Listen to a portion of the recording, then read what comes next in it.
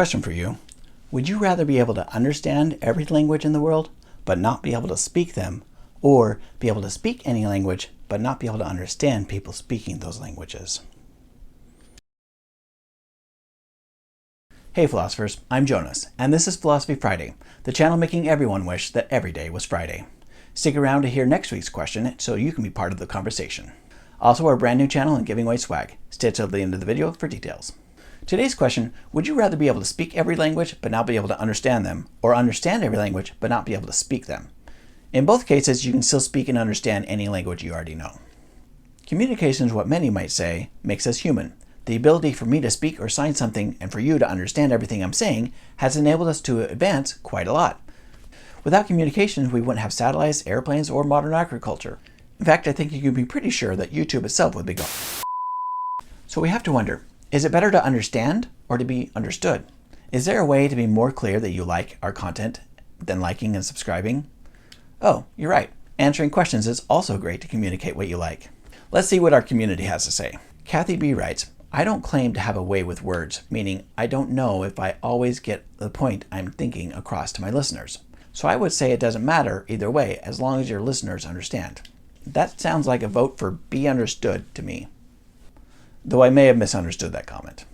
Sharon B says, I would love to be able to understand, because isn't that what we all want, to be understood? There isn't anything more frustrating than trying to have someone understand you who doesn't speak your language.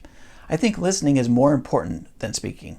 Melissa G says, I think it's more important for me to understand. Words cannot fully be understood without body language and tone. So I feel like I might be able to get by with words and just use charades and facial expressions if I want to try to be understood. Chris B writes, I think many of us already communicate through actions. So speaking a language doesn't always reward you in a good way, but actions can be understood by all.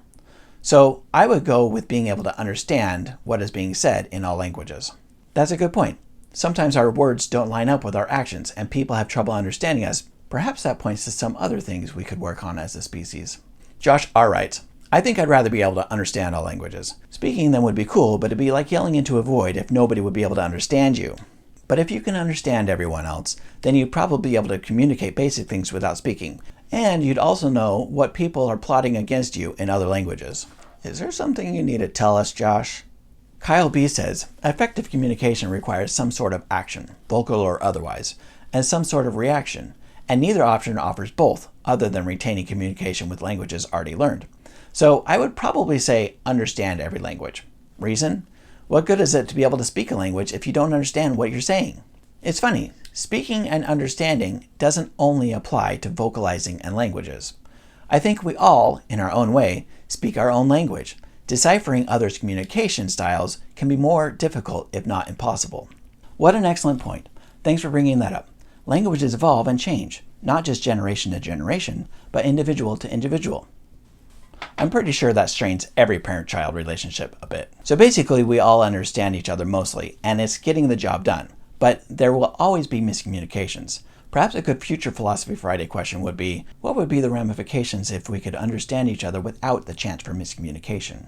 Cindy Baldwin Books writes on Threads, I would prioritize understanding personally. I think that there are lots of communication workarounds for expressing yourself to others, but without comprehension, you would never truly understand them. Seek first to understand, then to be understood, etc. Dio Baldwin agrees and writes, understand 100%. We need more listeners in this world and fewer people who just want to be heard. Thank you all for your comments. You certainly have a great way of listening and communicating. For me, I agree with the majority and would absolutely understand all languages. It's been said by others in our community, but we need more people who are listening to understand rather than just talking and talking. I'm sure you agree because that's one of our goals for our community, to understand one another. I fervently believe that if everyone tried to understand each other better, that the world would improve immensely. What if politicians talked to each other rather than at each other? How would things improve? How would things improve if you earnestly listened to your neighbor who wasn't affiliated with your preferred political party? There's a lot of alliteration in this episode. So what do you think? Would you rather be able to understand everyone or talk to anyone? Comment what you think. While you're there, you can post your answer to next week's question. Here goes. Is it better being an optimist or a pessimist? And can you choose which you are? If you like this video, then join our conversation and tell us what you think.